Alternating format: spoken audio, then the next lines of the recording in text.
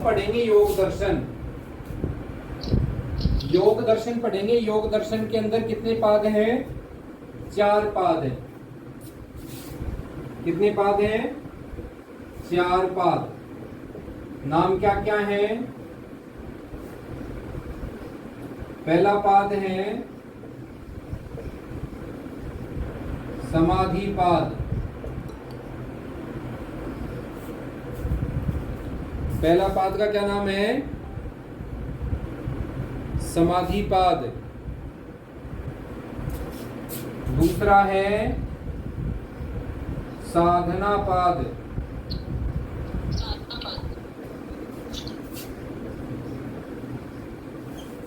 तीसरा है विभूति पाद। और चौथा कौन सा है? केवल्य पाद। ये योग दर्शन के 4 पाद हैं। कुल इसके अंदर 195 सूत्र हैं। कितने सूत्र हैं? देखो जरा, इस बात को लिख लेना आप। इस बात को आप लिख लेंगे। समाधि पाद में 51, साधना पाद में 55, विभूति पाद में 55 और केवल्य पाद में 34 सूत्र हैं। और योग दर्शन में कुल 195 सूत्र हैं। और योग दर्शन के प्रेरणता या इसके लिखने वाले कौन हैं? वो हैं महर्षि पतंजलि।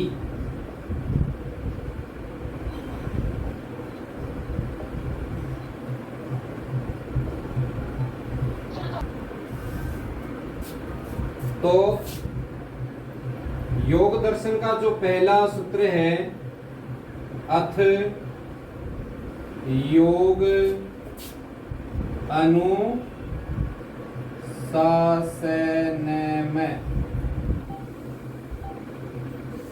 यानी कि अब योग का अनुशासन शुरू हो रहा है या योग का ग्रंथ लिखा जा रहा है, महर्षि पतंजलि कह रहे हैं। और अगला ही सूत्र है योगश्चित्त वृत्ति निरोध है।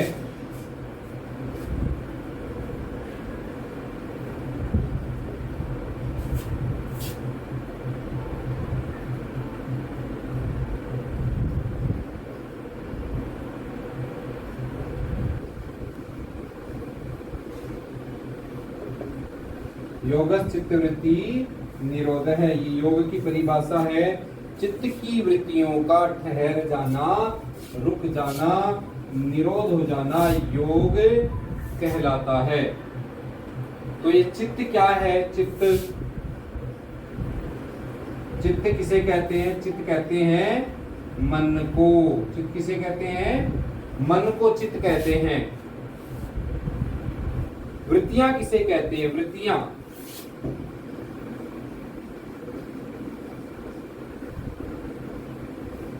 कौन बताएगा? वृत्तियों को विचार रूपी तरंगे, शब्द, रूप, रस, गंध तथा स्पर्श तथा राग आदि, काम, क्रोध, लोभ, मोह, द्वेष, भय आदि से युक्त वृत्ति किसे कहते हैं?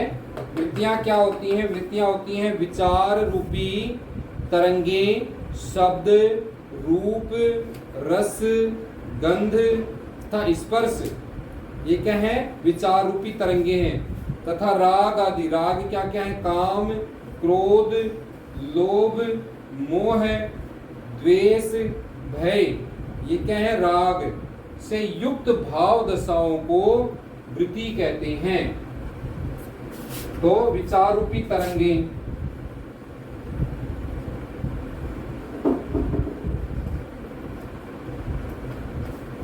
और राग आदि, इनसे युक्त भाव दशाओं को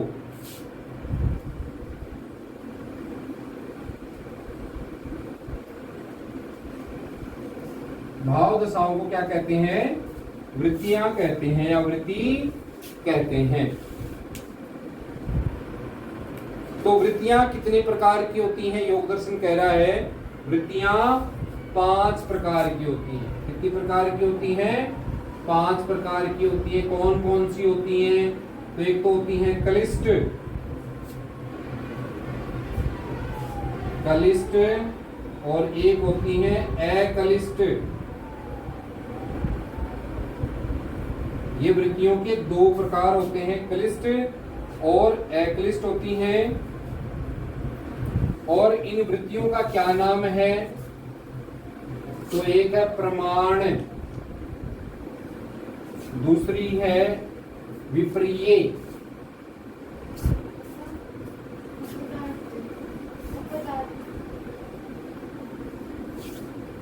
तीसरी है विकल्प, चौथी है निंद्रा, फिर 5वीं है स्मृति। हाँ बोलो तो कोई बात ना।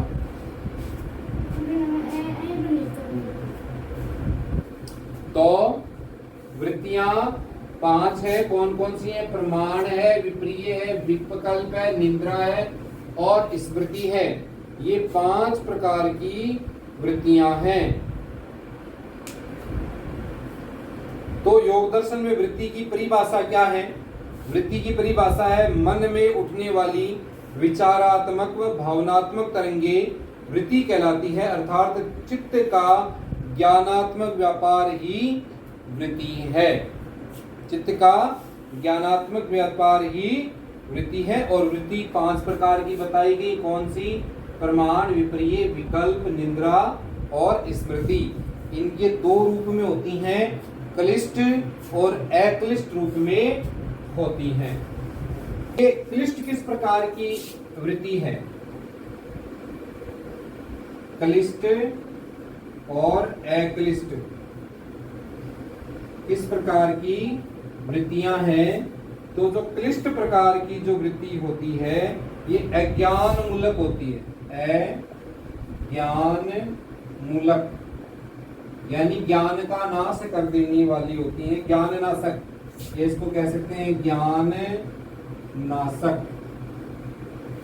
वहीं अक्लिष्ट प्रकार की जो वृत्तियां होती हैं ये होती हैं इसके विपरीत ज्ञान मूलक। ज्ञान मूलक होती हैं और ये अज्ञान का नाश करने वाली होती हैं।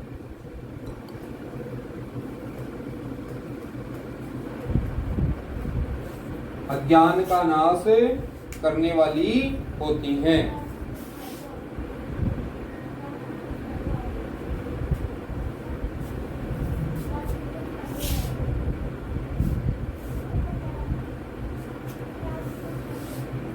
तो इन्हें अज्ञान मूलक या क्लेश पैदा करने वाली, इनको क्लेश पैदा करने वाली भी कह सकते हैं। और अक्लिष्ट को कहेंगे क्लेश का नाश करने वाली।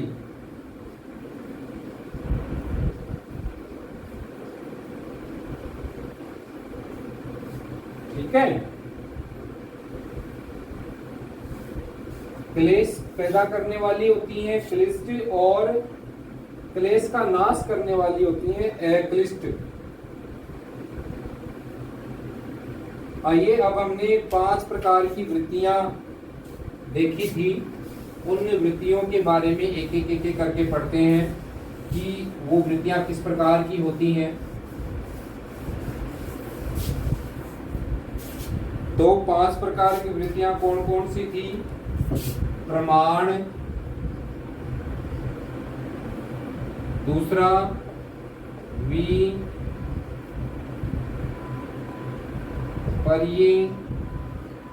तीसरी विकल्प,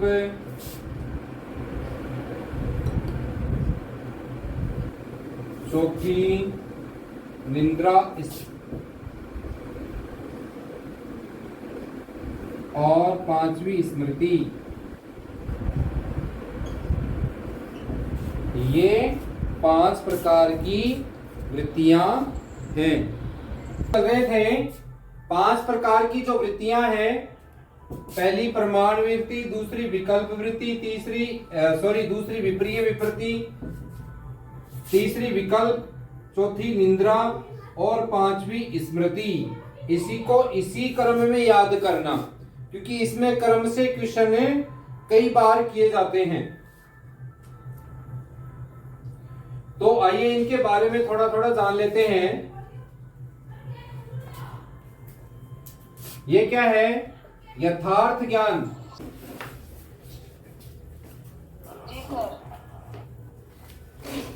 तो प्रमाण है वो क्या है? यथार्थ ज्ञान कराने वाली वृत्ति को प्रमाण वृत्ति कहते हैं। तो इसमें यथार्थ ज्ञान कराने वाली जो वृत्ति है वो प्रमाण वृत्ति है। वहीं इसके 3 प्रकार के भेद बताए गए हैं। तो कौन कौन से हैं? प्रत्यक्ष, अनुमान और आगम। ये 3 प्रकार के प्रमाण के भेद बताए गए हैं। यानी अगर पूछ लें कि प्रमाण की वृत्तियां कौन कौन सी है, तो प्रत्यक्ष है, अनुमान है और आगम है। ये 3 प्रकार की वृत्तियां बताई गई हैं। विप्रिय है यथार्थ ज्ञान का जस्ट उल्टा। तो कौन सी वृत्ति है? इसका क्या बताया गया है? मिथ्या ज्ञान को।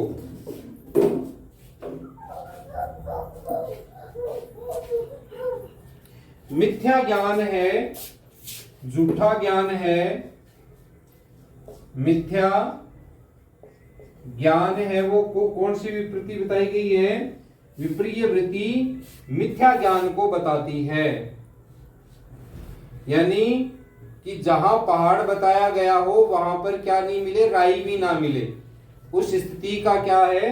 विप्रिय वृत्ति कहा गया है। वहीं विकल्प वृत्ति ऐसी विकल्प वृत्ति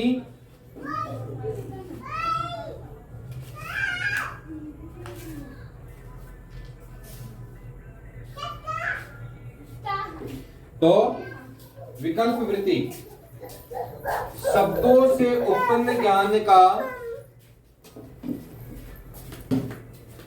विकल्प वृत्ति शब्दों से उत्पन्न ज्ञान का अनुमान करने वाली ऐसी चित्तवृत्ति जो विषयगत वस्तु के अस्तित्व से रहित होती है। मतलब हम कोई शब्दों से बता रहे हैं कि ऐसा है, वैसा, ये है, वो है, परंतु विषयगत जो वस्तु है वो अस्तित्व में नहीं होती है। ऐसी वृत्ति का नाम है विकल्प वृत्ति। वही निंद्रा वृत्ति जागृत और स्वप्न ज्ञान के अभाव की प्रतीति का आश्रय करने वाली चित्त वृत्ति निंद्रा कहलाती है। क्या बताया? जागृत और स्वप्न। जागृत यानी जागा हुआ, और स्वप्न में मतलब अर्ध चेतन रहता है, व्यक्ति सोया हुआ जरूर रहता है परंतु उसके मन में कोई न कोई चीजें चलती रहती हैं, विचार चलता रहता है, वो स्वप्न होता है। के अभाव की मतलब स्वप्न भी ना रहे और जागृत अवस्था भी नहीं रहे, ऐसी अभाव वाली वृत्ति निद्रा कहलाती है। ठीक है ना? ऐसी का प्रतीत अभाव की प्रतीति का आश्रय करने वाली चित्तवृत्ति निद्रा कहलाती। वहीं स्मृति, तो स्मृति क्या है?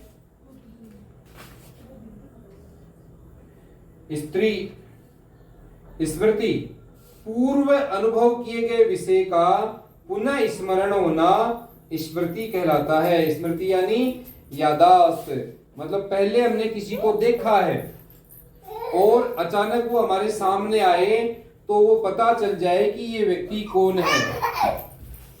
उस व्यक्ति को जानने की या उस स्थान को जानने की जो पहले से हमें देख रहा है और वो अचानक सामने आए तो उस स्थान का हमें दिमाग में आ जाए कि हाँ ये हमने पढ़ा है, ये हमने देखा है, इससे हम मिले हैं, तो वो है स्मृति, वृद्धि।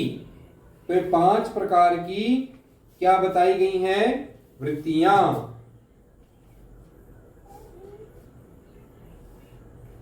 और इन 5 प्रकार की वृत्तियों को रोकने का क्या उपाय है?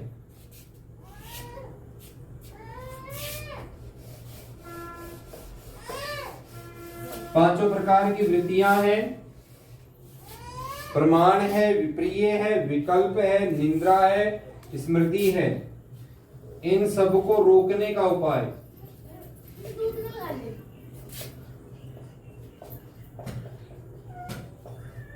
तो रोकने का क्या उपाय बताया गया है? अभ्यास और वैराग्य के द्वारा चित्त की वृत्तियों को रोका जा सकता है। तो क्या बताया है? अभ्यास और वैराग्य। अभ्यास और वैराग्य के द्वारा चित्त की वृत्तियों का निरोध किया जा सकता है। तो आप जानते हैं अभ्यास क्या है?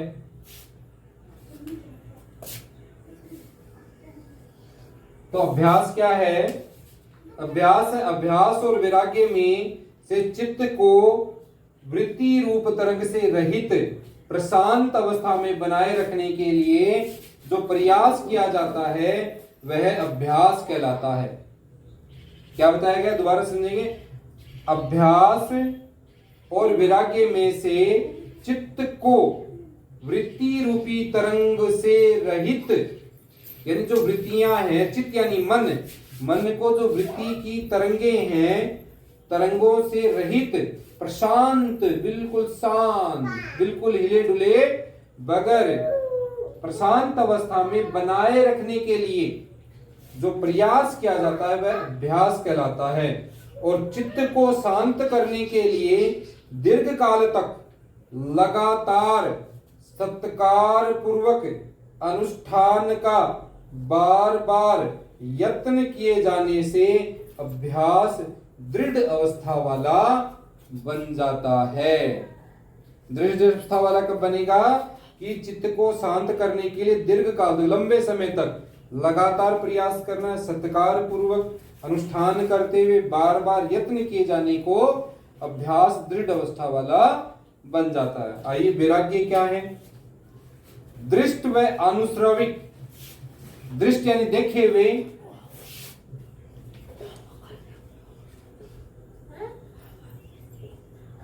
और सुने हुए।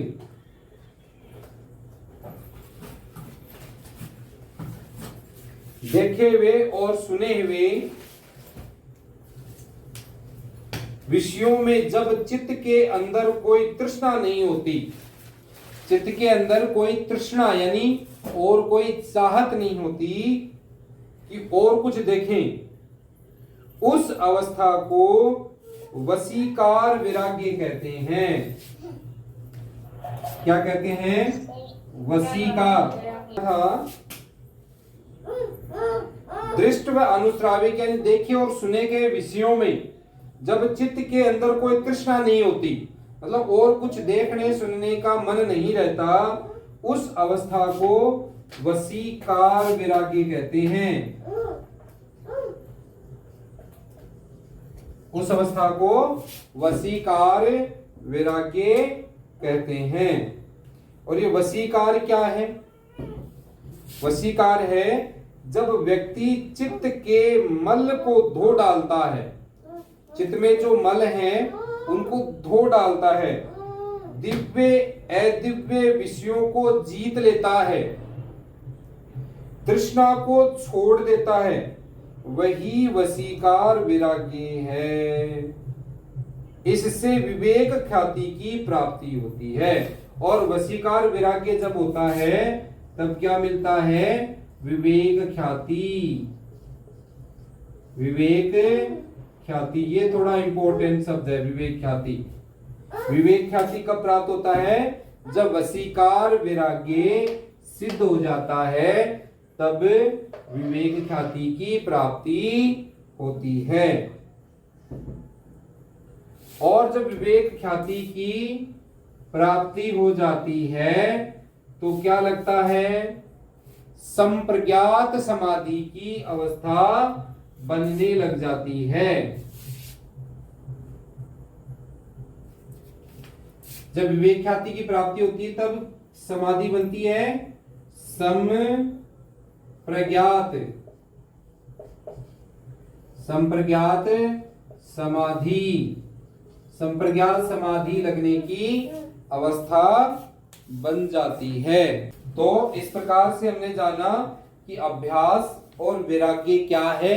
अभ्यास वैराग्य क्या है, प्रमाण, विपर्य, विकल्प, निंद्रा, स्मृति, पांचों प्रकार की वृत्तियों को रोकने का जो उपाय है वो है अभ्यास और वैराग्य। और अभ्यास क्या है, सतत रूप से किया जाने वाला अनुष्ठान पूर्वक जब हम किसी चीज को करते हैं तो वो अभ्यास है।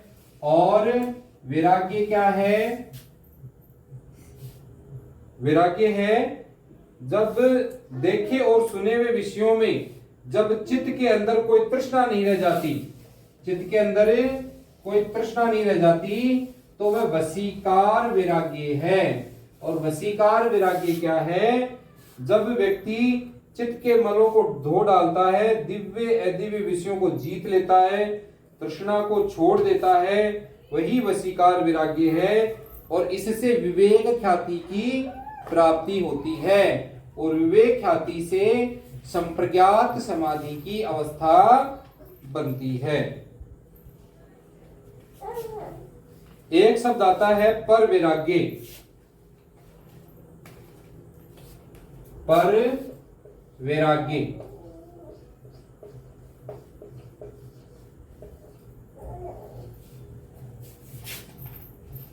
क्या है, पर वैराग्य उच्चतम स्तर का वैराग्य है जो आत्मा पुरुष को साक्षात्कार होने से त्रिगुणों सत्व रज तम में तृष्णा रहित हो जाना, चित्त की पूर्णतः निरोध करने की इच्छा का होना, सत्व रज व तम गुणों में वितृष्णा पैदा हो जाना पर वैराग्य है। पर वैराग्य असंप्रज्ञात समाधि का प्रतीक है। पर वैराग्य की समाधि का प्रतीक है असंप्रज्ञात। और एक नाम लिया अपने हमने वैराग्य। वैराग्य किस समाधि के लिए चल रहा है, ये असंप्रज्ञात क्या समाधि। समाधि के दो रूप आप आगे पढ़ेंगे। तो वैराग्य है संप्रज्ञात समाधि।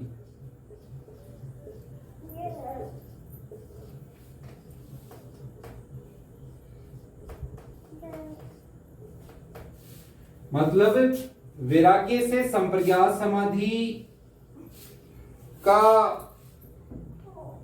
प्रतीक मिलता है। मतलब अब संप्रज्ञात समाधि लगेगी और जब पर वैराग्य में पहुंच जाते हैं तब असंप्रज्ञात समाधि लग जाने का संकेत यहां से प्राप्त हो जाता है।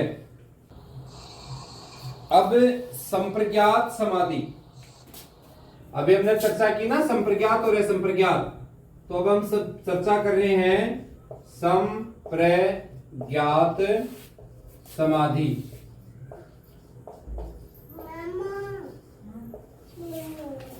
ये पेन का स्याही है वो भी खत्म हो गई है तो हल्का ही लिखा पा रहा हूं।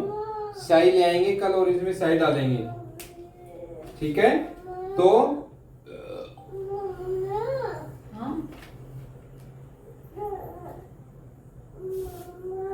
हाँ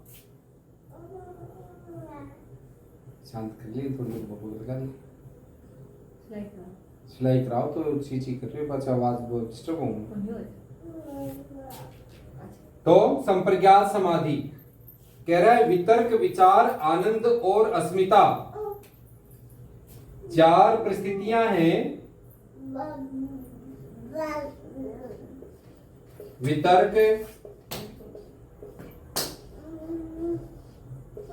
विचार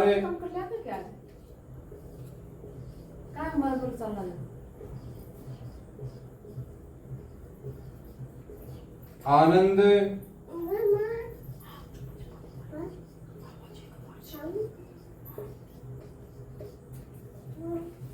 अस्मिता।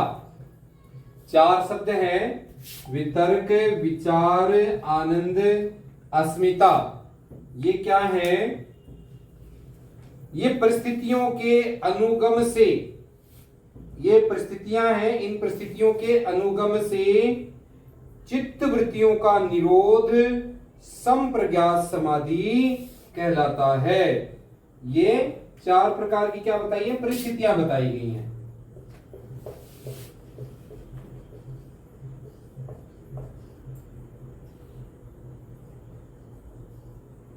परिस्थितियों के निरोध को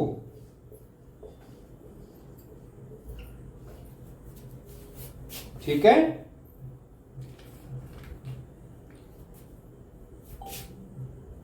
के अनुगम से चित्तवृत्तियों का निरोध संप्रज्ञात समाधि कहलाता है। परिस्थितियों के अनुगम से, अनुगम से चित्त की जो वृत्तियों का निरोध होता है, चित्त की वृत्तियों का जो निरोध होता है उसे कहते हैं संप्रज्ञात समाधि। और इस समाधि की चार अवस्थाएं बताई गई हैं। तो चार अवस्थाएं हैं, ये थोड़ा सा इंपॉर्टेंट है। इन परिस्थितियों को, इन अवस्थाओं को जरूर याद कर लें, या फिर इसको इस प्रकार से भी क्वेश्चन कर लेते हैं कि संप्रज्ञात समाधि कौन कौन सी है। तो संप्रज्ञात समाधि है वितर्कानुगत, फिर है विचारानुगत, फिर है आनंदानुगत, और फिर है अस्मितानुगत। ये संप्रज्ञात समाधि की चार अवस्थाएं, या यूं कहें चार प्रकार हैं। संप्रज्ञात समाधि के चार प्रकार कौन कौन से हैं? वितर्कानुगत, विचारानुगत, आनंदानुगत और अस्मितानुगत। ये चार प्रकार की संप्रज्ञात समाधि हो गई। और समाधि दो प्रकार की हमने चर्चा की, संप्रज्ञात और असंप्रज्ञात। तो अब हम असंप्रज्ञात समाधि की चर्चा करेंगे। असंप्रज्ञात समाधि सर्ववृत्ति निरोध,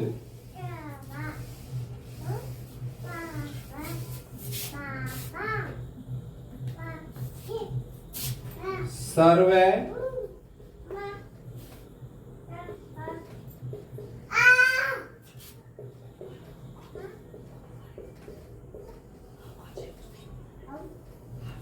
सर्ववृत्ति निरोध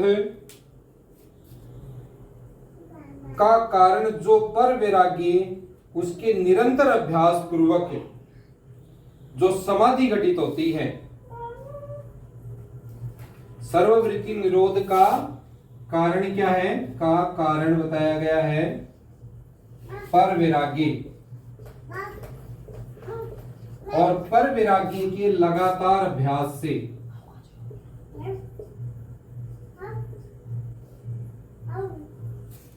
लगातार अभ्यास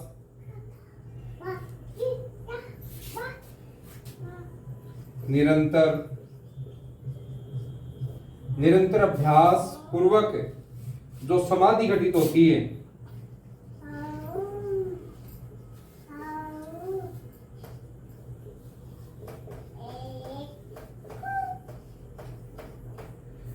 वह असंप्रज्ञात समाधि कहलाती है। वह कौन सी समाधि होती है? असंप्रज्ञात समाधि कहलाती है। क्या होता है? सर्ववृत्ति निरोध का कारण परवैराग्य, और इस परवैराग्य का लगातार निरंतर अभ्यास किया जाए तो एक समाधि घटित होती है। उस समाधि का नाम है असंप्रज्ञात समाधि। और इस समाधि में संस्कार मात्र शेष अवस्था वाली होती है। कैसी होती है? संस्कार मात्र शेष अवस्था वाली होती है। एक क्वेश्चन आता है कि बहुत जल्दी समाधि घटित हो जाती है, क्या कारण है? तो पिछले समय में यानी पिछले जीवन में विदेह और प्रकृति ले देवों के जन्म मात्र कारण से असंप्रज्ञात घटित हो जाती है। यानी कि पिछले जन्मों में जब समाधि के लिए कोई व्यक्ति प्रयास कर रहा है और अचानक उसका देहांत हो गया, तो परंतु उसके जो संस्कार हैं आगे वाले जीवन में, वो संस्कार ऐसे कैसे आते हैं और जन्म मात्र कारण से यानी बहुत जल्दी से ही उनकी समाधि घटित हो जाती है। तो ये जन्म मात्र की जो समाधि होती है, इस समाधि का नाम है भव प्रकाश। भव प्रकाश असंप्रज्ञात समाधि।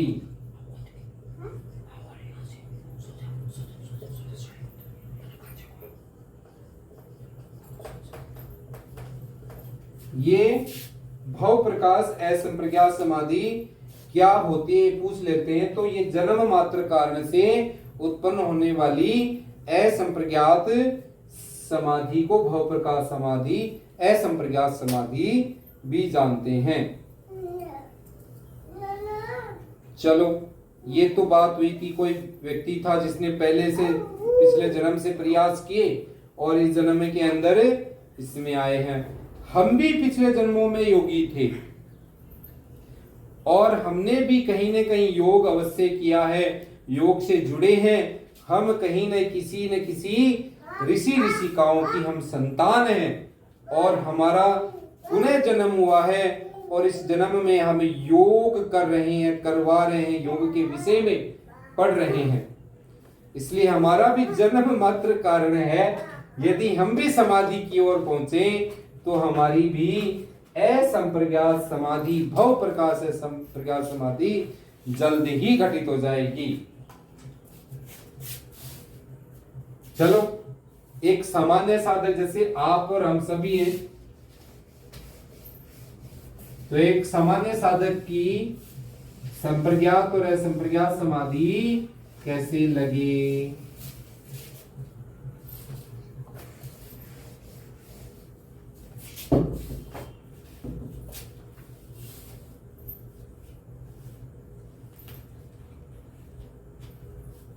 तो सामान्य साधक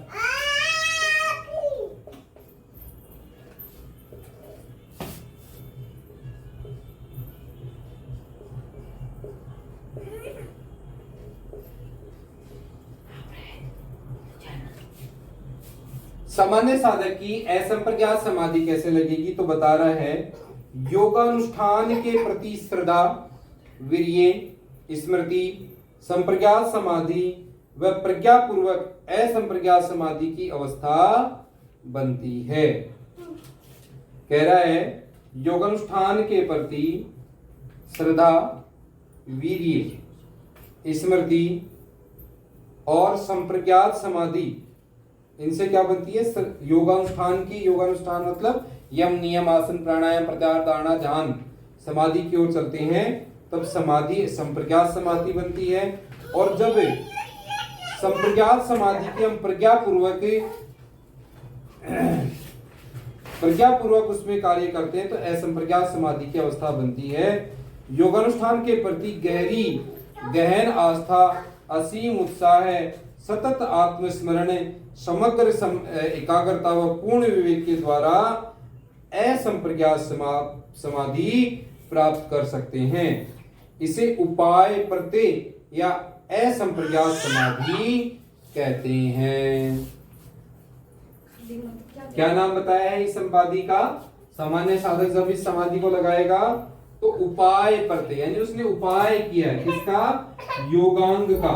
सतत क्या बताया? मैंने वापस बता रहा हूं, योग अनुष्ठानों के प्रति गहरी गहन आस्था, असीम उत्साह, सतत आत्मस्मरण, समग्र एकाग्रता व पूर्ण विवेक के द्वारा असंप्रज्ञात समाधि प्राप्त करते हैं। और इस असंप्रज्ञात समाधि को उपाय प्रत्यय,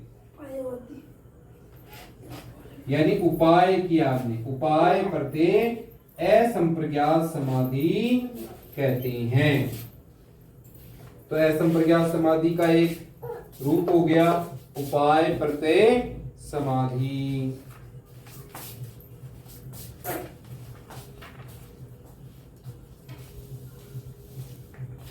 तो उपाय प्रत्यय के दो हमने प्रकार देखे।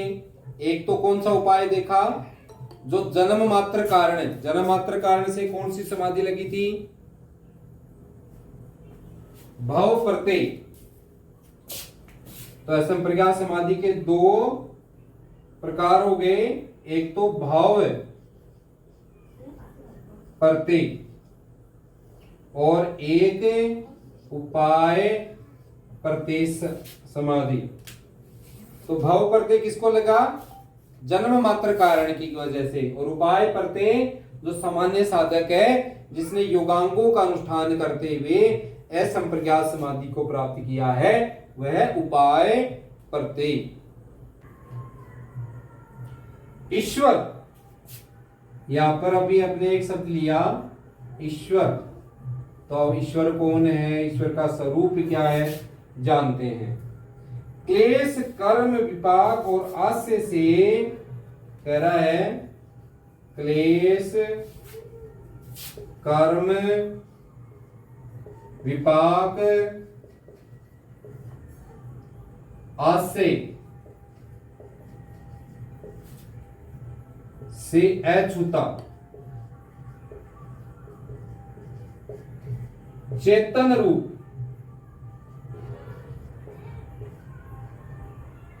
या चेतन तत्व ईश्वर है।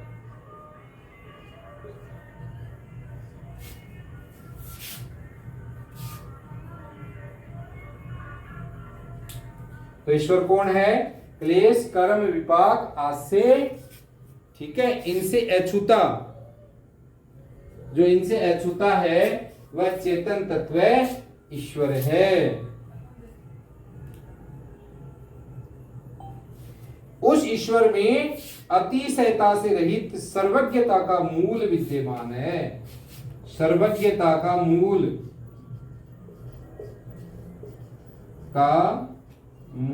विद्यमान ईश्वर में होता है।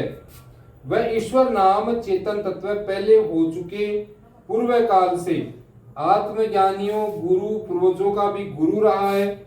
वह ईश्वर समय आदि से प्रभावित नहीं होता है, अर्थात ईश्वर चिरकाल से नया है, उसे बुढ़ापा नहीं आता। वह ईश्वर सदैव नवीन ही रहता है।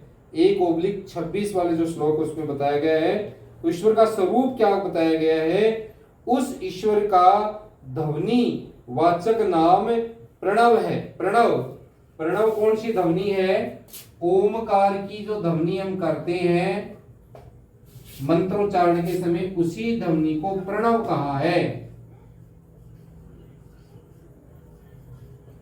उसी ध्वनि को प्रणव कहा है, और उसका बोध कराने वाला जो शब्द है वो ओम शब्द है।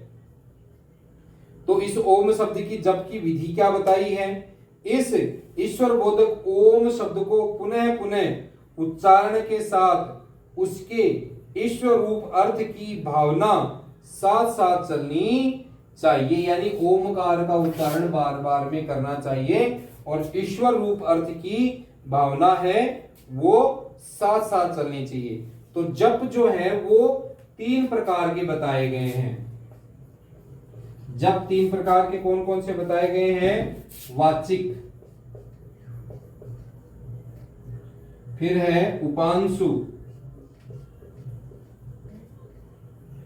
और फिर है मानसिक। ये 3 प्रकार के जप बताए गए हैं। वाचिक यानी हम ओम की ध्वनि करते हैं, ये तो है वाचिक। जब मुख बंद हो जाए परंतु भीतर ही भीतर जब जप चले तो उपांशु, और जब मानसिक जप चलना लग जाए तब वो है मानसिक जप।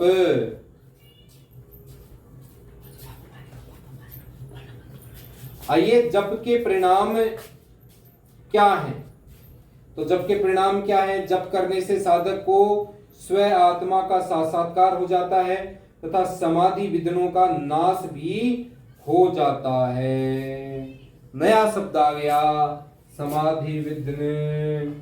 और ये जप का लाभ करने से समाधि विघ्नों का नाश होता है।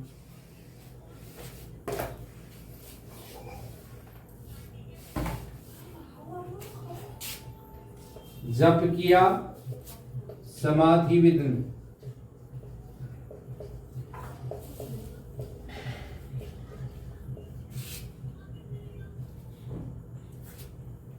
जो समाधि विघ्न है इनका नाश हो जाता है। किससे नाश हो जाता है?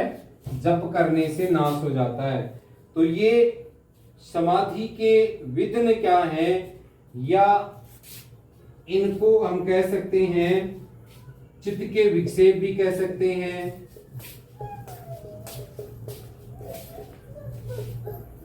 या यूं कहें समाधि में बाधा।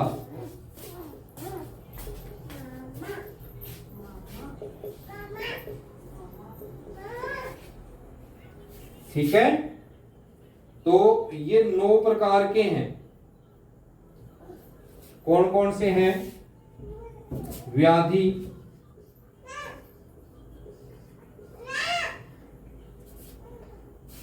फिर है सत्यान, संशय,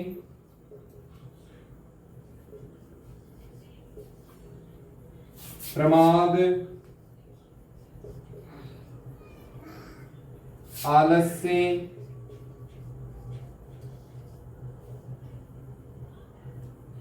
अविरति,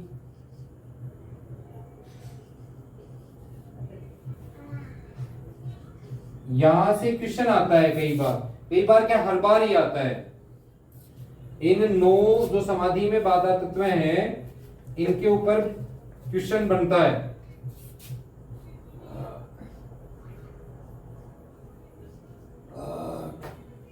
अलग अलग प्रकार से बन जाता है। भ्रांति दर्शन है, तो इनको हमें अच्छे से याद करना है। और स्पेशली ये अलब्ध भूमिकत्व है, इस पे ज्यादा क्वेश्चन बनता है।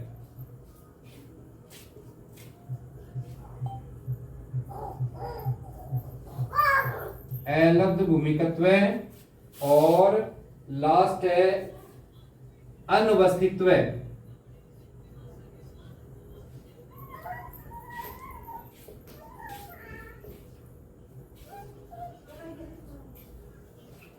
एवं अस्तित्व। तो इनके ऊपर क्वेश्चन बनता है, तो इनको इसी कंडीशन में याद रखें। व्याधि, स्थानीय, संशय, प्रमाद, आलस्य, अविरति, भ्रांति दर्शन, अवलब्ध भूमिकत्व और अनवस्थित्व। जब हम क्वेश्चन आंसर करेंगे तब हम इसमें और पढ़ेंगे। तो व्याधि क्या है? शरीर व मन की स्वाभाविक क्रियाओं में व्याधान को व्याधि कहते हैं। व्याधि क्या बताया गया है? शरीर मन के स्वाभाविक क्रियाओं में व्याधान को व्याधि कहा जाता है। और स्तयान क्या है? स्तयान चित्त की अकर्मण्यता स्तयान कहलाती है। चित्त की अकर्मण्यता स्तयान कहलाती है। संशय क्या है? संशय किसी विषय के सकारात्मक व नकारात्मक ध्रुवों को मानसिक विचरणों के माध्यम से साथ साथ छूना संशय कहलाता है, कि ये करूं कि वो करूं। वहीं प्रमाद क्या है? योग के साधनों का अनुष्ठान न करना प्रमाद है। आलस्य शरीर व चित्त का भारीपन आलस्य कहलाता है। फिर है अविरति, चित्त में विषय भोगात्मक लालसा का पैदा हो जाना अविरति कहलाता है। यह अवैराग्य अवस्था है। भ्रांति दर्शन, मिथ्या ज्ञान को ही भ्रांति दर्शन कहते हैं। अलब्ध भूमिकत्व, समाधि की अवस्था न बन पाना अलब्ध भूमिकत्व है। और अनवस्थित्व, प्राप्त कर ली गई समाधि की अवस्था का स्थिर न हो पाना। प्राप्त कर ली गई समाधि की अवस्था का स्थिर न हो पाना अनवस्थित्व है।